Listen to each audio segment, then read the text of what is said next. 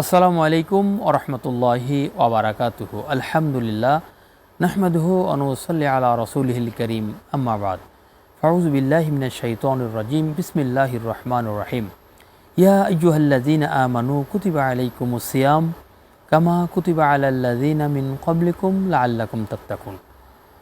দর্শক, দেখছেন F Mamun air travels নিবেদিত কুরআন ও রমজান অনুষ্ঠান, powered by Al Arafah Islami bank PLC, Kafil air travels. Co sponsor হিসাবে রয়েছেন আমিন house travels, Al Ikhlas travels and tours, Al Momen travels international. দর্শক, কোরআন নাজিলের মাসে চলুন আমরা কোরআন থেকে তেলাওয়াত শুনি।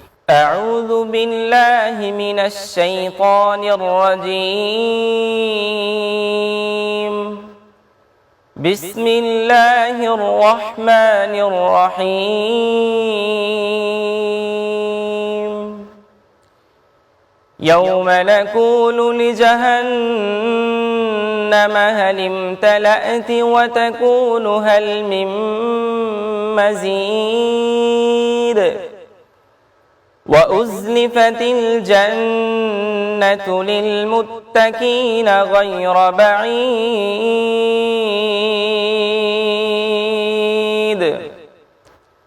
হাযা মা তু'আদুনা লিকুল্লি আওয়াবিন হাফীয। من خشي الرحمن بالغيب وجاء بقلب منيب ادخلوها بسلام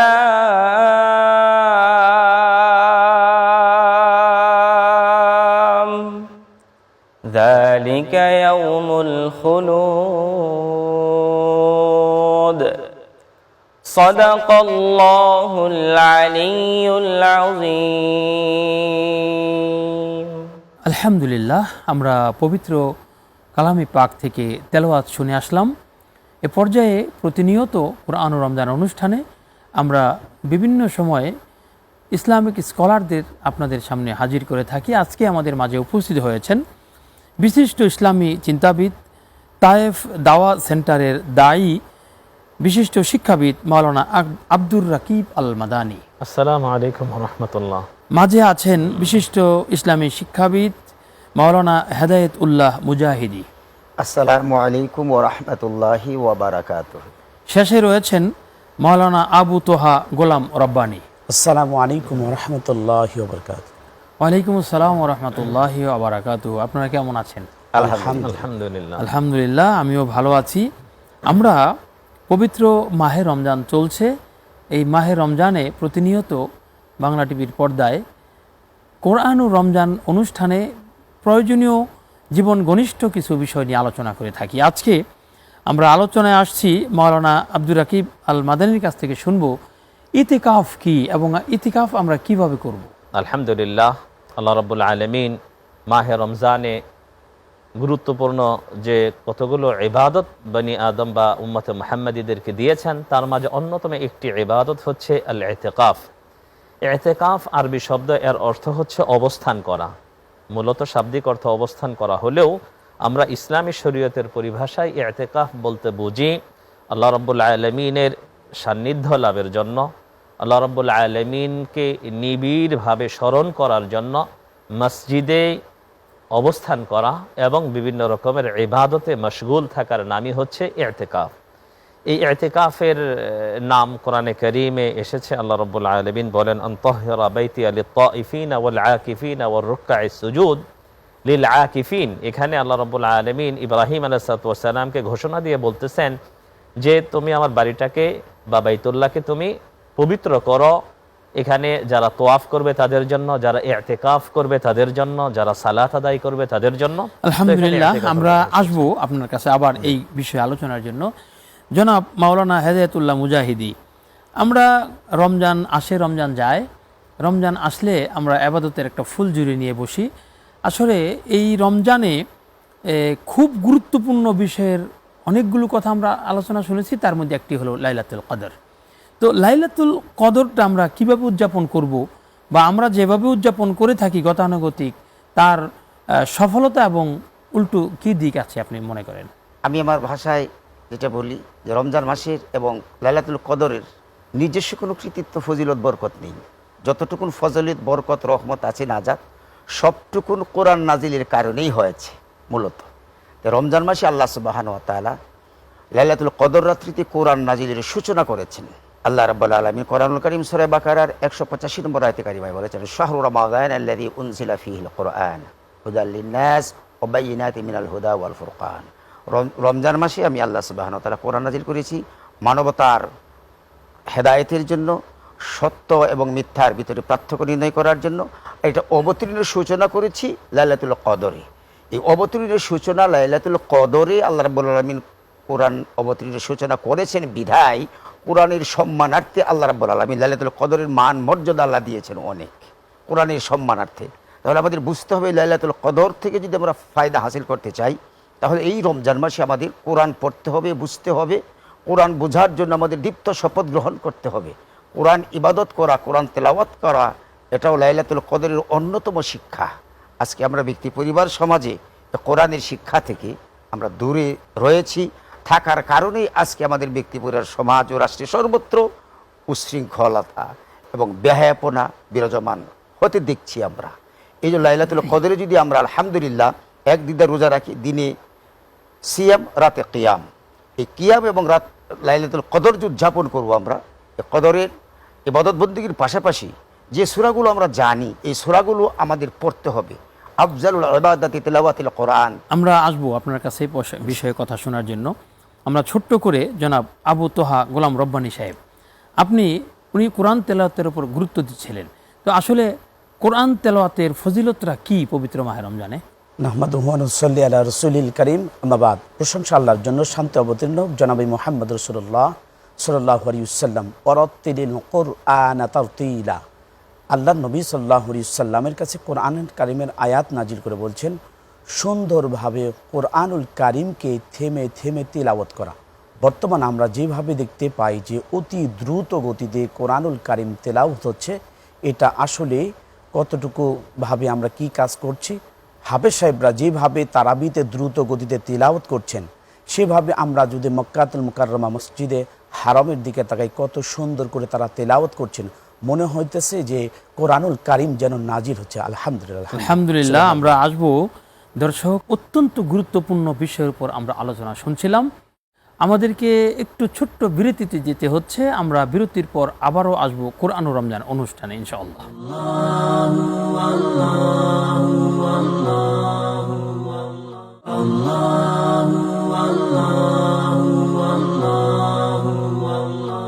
আলহামদুলিল্লাহ, বিরতির পর আবারও আসলাম কোরআনের এই শিক্ষামূলক অনুষ্ঠান কোরআন ও রমজান অনুষ্ঠানে। বিরতির পূর্বে মাওলানা আবু তোহা গোলাম রব্বানী, আপনি কোরআন শিক্ষার উপর কথা বলছিলেন।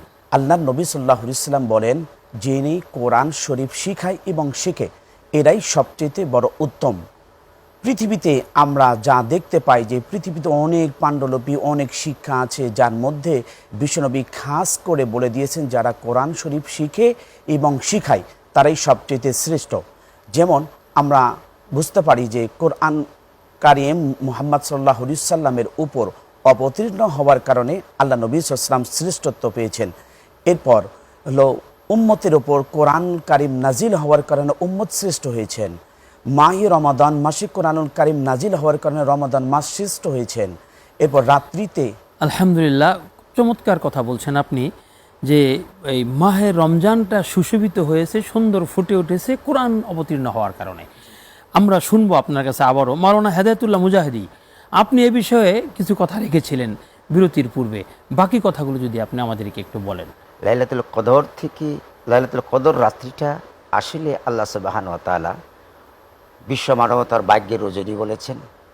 একদিক দিয়ে ভাগ্য লিপিবদ্ধ করা হয়, সূরা দুখানের 4 নম্বর আয়াতে কারিমায় আমরা সেটা পাই, কুল্লি আমরিন হাকিম, যে এই রাত্রিতেই মানুষের ভাগ্য লিপিবদ্ধ করা হয়। কিন্তু অনেকেই অতীব দুঃখের বিষয়, অনেকেই বলে থাকে নিসফে শাবান যেটা, এটা নাকি ভাগ্য রজনীর রাত্রি। কিন্তু আসলে কোরআন প্রমাণ করে সূরা দুখানের 4 নম্বর আয়াতে কারিমায় কেবলমাত্র শুধুমাত্র একমাত্র লাইলাতুল কদরই মানব জাতির ব্যক্তি পরিবার যে সকল ব্যক্তিরা রয়েছে তাদের ভাগ্য পরিবর্তন করার মাধ্যম হলো এটা। ইবাদত বন্দিগি করার মাধ্যমে নিজেদের আল্লাহ রাব্বুল আলামিন নৈকট্য লাভ করার উদ্দেশ্যে রাত্রি ইবাদত করা, নিজের ভাগ্য পরিবর্তন করা, দোয়া মোনাজাত করা, তওবা ইস্তেগফার করা মাধ্যমেই ব্যক্তি এবং জাতির ভাগ্য পরিবর্তন করা সম্ভব। নিসফে শাবান নয়, বরং লাইলাতুল কদর। লাইলাতুল কদর জি। একটা অত্যন্ত গুরুত্বপূর্ণ ইবাদত, যেটি আমরা ইতিপূর্বে শুনেছি যে বেজর রজনীগুলি 21, 23, 25, 27 নির্দিষ্ট সময় ধরে বেঁধে আমরা করব না, আমরা পুরো সময়টাকে আমলে আনার জন্য চেষ্টা করব। ধন্যবাদ মুজাহিদি সাহেব, আপনি কথা রাখছিলেন। আমরা আসবো মাওলানা আব্দুর রাকিব আল মাদানী। আপনি বিরতির পূর্বে ইতেকাফ আমরা কিভাবে করব আর ইতেকাফটা কি এ বিষয়ে কথা শুরু করেছিলেন, আমরা শেষ করতে পারিনি, বাকি কথা শুনবো আপনার কাছে। ইতিকাফ ফজিলতপূর্ণ একটি ইবাদত। আল্লাহ রাব্বুল আলামিন যেরকম কোরআনে কারীমে উল্লেখ করেছেন, নবী মুহাম্মদ রাসূলুল্লাহ সাল্লাল্লাহু আলাইহি ওয়াসাল্লাম তিনি নিয়মিত এটা করতেন। মা আয়েশা রাদিয়াল্লাহু তাআলা হাদিস থেকে আমরা যেটা জেনেছি যে মৃত্যুর আগ পর্যন্ত কন্টিনিউ প্রত্যেক বছর উনি ইতিকাফ করতেন, ওনার ইন্তেকালের পর ওনার স্ত্রীগণ করতেন। এখন এই ইতিকাফ যদি আমরা করতে চাই তাহলে আমাদেরকে মসজিদে ইতিকাফ করতে হবে। অনেকেই হয়তো ভুল বোঝে অথবা না জেনে আমরা অনেকে, বিশেষ করে আমাদের মা বোনরা বাড়িতেও ইতিকাফে বসে যান। না, জামে মসজিদ হলে উত্তম, জামে মসজিদ না হলেও মসজিদে যেখানে 5 ওয়াক্ত সালাত আদায় করা হয় সেখানে ইতিকাফ করতে হবে। এবং ইতিকাফের সর্বনিম্ন কোনো মেয়াদ নেই যে না আমাকে 10 দিন বসতেই হবে, এরকম না। একদিনের জন্য বসা যাবে, কয়েক ঘন্টার জন্য বসা যাবে। তবে আমাদের সমাজে যে প্রচলিত যে ইতিকাফটা আমরা করি রমজানের শেষ দশকে, এই ইতিকাফে যদি আমরা বসতে চাই তাহলে 20 তারিখের দিন সূর্য অস্ত যাওয়ার আগেই মসজিদে প্রবেশ করতে হবে। এবং ইতিকাফে যদি আমরা বসি তাহলে সেখানে ইতিকাফে মসজিদে অবস্থানরত অবস্থায় ইবাদত বন্দেগী, জিকির আজকার, তাসবিহ তাহলিলের মাধ্যমে আমাদেরকে সময়টা অতিবাহিত করতে হবে। বিনা প্রয়োজনে মসজিদের বাহিরে যাওয়া যাবে না। ধন্যবাদ আব্দুর রাকিব আল মাদানী। আমরা ইতিকাফের বাকি কথাগুলো শুনবো বিরতির পর। দর্শক, অত্যন্ত গুরুত্বপূর্ণ কিছু বিষয় আপনাদের সম্মুখে উপস্থাপন করা হলো ইসলামিক স্কলারদের মাধ্যমে। দর্শক, আমরা একটু বিরতিতে যাচ্ছি, কিছুক্ষণ পর ফিরে আসবো কোরআন ও রমজান অনুষ্ঠানে। ততক্ষণ পর্যন্ত আপনারা আমাদের সঙ্গে থাকবেন।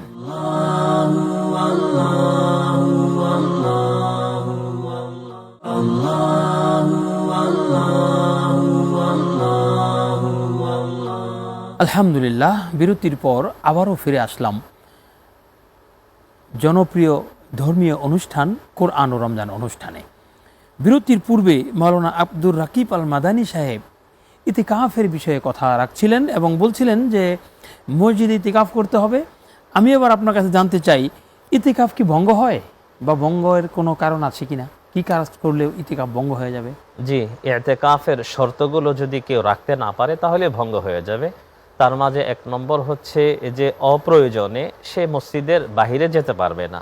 অপ্রয়োজন বলতে যদি ইস্তেঞ্জার জায়গা, ওয়াশরুমটা যদি বাহিরে থাকে, অথবা যদি কেউ খাবার নিয়ে আসবে এরকম কেউ না থাকে ইত্যাদি, যদি এগুলো কাজে প্রয়োজনে বাহিরে যায় তাহলে ইতিকাফ ভঙ্গ হবে না, ভিতরে ব্যবস্থাপনা না থাকলে।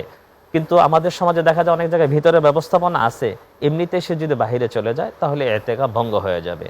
আর মূলত ইতিকাফ অবস্থায় সাধারণত বাহিরে যাওয়াটা এটা আমাদের সমাজে যেরকম প্রচলিত নয়। আল্লাহ রাব্বুল আলামিন এবং তার রাসূল সাল্লাল্লাহু আলাইহি ওয়াসাল্লাম আমাদেরকে যে দিক নির্দেশনা দিয়েছেন সে হিসাবেও কি এটা জায়েজ নয়। তবে আমরা জানাজার যদি কেউ শর্ত করে থাকে যে নিকটাত্মীয় ইন্তেকাল করে মানে করবে বা এরকম একটা তার ভয় থাকে অথবা শর্ত করা থাকে, উলামায়ে কেরামগণ বলেছেন যদি কেউ রোগী থাকে অথবা ইন্তেকাল অবস্থায় বা কাউকে মুমূর্ষু দেখে আসে। আলহামদুলিল্লাহ, আমরা আবারও আসবো। পরবর্তী মেহমান আমাদের মাঝে আছেন হেদায়েতুল্লাহ মুজাহিদি। লাইলাতুল কদরে আমরা শুধু আল্লাহুম্মা ইন্নাকা আফুবুন তুহিব্বুল আফওয়া ফা'ফু আন্নি এই দোয়া ছাড়া তো আরও ইবাদত বন্দেগী, ছোট ছোট মাসনুন দোয়া রয়েছে, ছোট্ট করে যদি আমাদেরকে একটু বলেন। লাইলাতুল কদরের ফজিলত এবং বরকত এর ব্যাপারে আল্লাহ রাব্বুল আলামিন কোরআনুল কারিমে একখানা সূরাই নাজিল করেছেন, সূরা কদর। সূরার শুরুতেই আল্লাহ রাব্বুল আলামিন বলছেন, ইন্না আনজালনাহু ফি লাইলাতিল কদর ওয়া মা আদরাকা মা লাইলাতুল কদর। আমি কদরের রজনীতে কোরআনুল কারিম নাজিল করেছি। তো এই কদরের রজনী থেকে যদি আমরা ফায়দা হাসিল করতে চাই, উম্মাহাতুল মুমিনিন হযরত আয়েশা সিদ্দিকা রাদিয়াল্লাহু তাআলা আনহা যেটা বলেছেন, আল্লাহ রাসূল দোয়া শিখিয়েছেন, আল্লাহুম্মা ইন্নাকা আফুবুন তুহিব্বুল আফওয়া ফাফু আননি। আল্লাহ তাআলা, তুমি ক্ষমাশীল, তুমি ক্ষমাকে পছন্দ করো, আমরা তোমার কাছে ক্ষমা চাই। এই রজনীতে গোটা সৃষ্টিজীব আল্লাহর কাছে সেজদা দেয়, ধরনা দেয়, গোটা সৃষ্টিজীব তাসবিল তাহলিল পাঠ করে। আমরা আমাদের জন্মলগ্ন থেকে শুরু করে এ পর্যন্ত যত গুনাহ করেছি, সমস্ত গুনাহগুলো নিয়ে যদি আল্লাহর কাছে ধরনা দিতে পারি, তওবা ইস্তেগফার করি, জীবনে গুনাহ না করার সিদ্ধান্ত গ্রহণ করি, আশা করি আল্লাহ রাব্বুল আলামিন আমাদের জীবনের গুনাহ আলহামদুলিল্লাহ, আমরা আবারও গুরুত্বপূর্ণ কথাগুলো শুনছিলাম। জনাব আবু তোহা গোলাম রব্বানী, আপনি কোরআন তেলাওয়াতের গুরুত্বের উপর কথা বলছিলেন, ছোট্ট করে যদি আমাদেরকে কিছু বলেন। কানা রাসূলুল্লাহি সাল্লাল্লাহু আলাইহি ওয়াসাল্লাম আহলুল কুরআনি হুম আহলুল্লাহি ওয়া খাসাতুহু। আমরা পৃথিবীতে দেখতে পাই যে এমপি সাহেবের সঙ্গে যারা চলে তারা হলো এমপির লোক, চেয়ারম্যান সাহেবের সাথে যারা চলে তারা চেয়ারম্যান সাহেবের লোক, মেম্বার সাহেবের সাথে যারা চলে তারা মেম্বার সাহেবের লোক। কিন্তু আল্লাহ নবী সাল্লাল্লাহু আলাইহি ওয়াসাল্লাম বলেন, যারা কোরআনুল কারিম তিলাওয়াত করে জীবন গড়ে তা দিয়ে তারা হলো আল্লাহর লোক। আমরা যদি কোরআনুল কারিম দৈনন্দিন জীবনে পড়ি, তা দিয়ে আমল করি, তাহলে আমরা আল্লাহর লোক। এর মানে হচ্ছে আপনি বলতে চাচ্ছেন যে কোরআনওয়ালা মানুষ হতে চাই। জি, আমরা শেষ করব, আজকে আমরা আর সময় দিতে পাচ্ছি না। দর্শক, আমরা কোরআনের তেলাওয়াতের গুরুত্ব, লাইলাতুল কদর এবং ইতিকাফ এই বিষয়ের উপরে খুব চমৎকার কথা শুনছিলাম। আমাদেরকে শেষ করতে হবে, সময়ের বাধ্যবাধকতা রয়েছে। আমরা আসব অন্য কোনো অনুষ্ঠানে ইনশাআল্লাহ।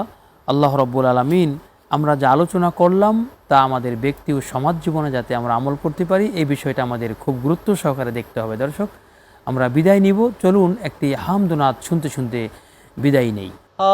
আমি যদি আরব হতাম, মদিনারি পথ,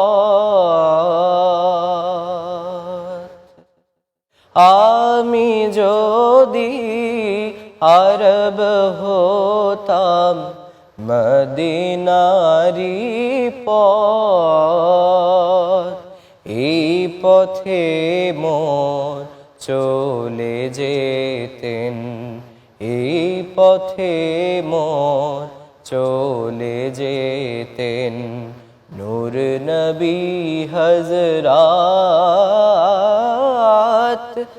আমি যদি আরব হতাম, মদিনারি পথ,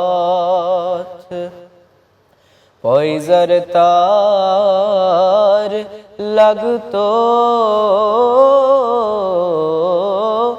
এসে আমার কঠিন বুকে, আমি ঝরনা হয়ে গলে যেতাম, অমনি পরম সুখে। হাসান হোসেন হেসে হেসে নাচতো আমার বক্ষে এসে, চোখে আমার বইতো নদী, চোখে আমার বইতো নদী, পেয়ে সে নেয়ামত। আমি যদি আরব হতাম, মদিনারি পথ।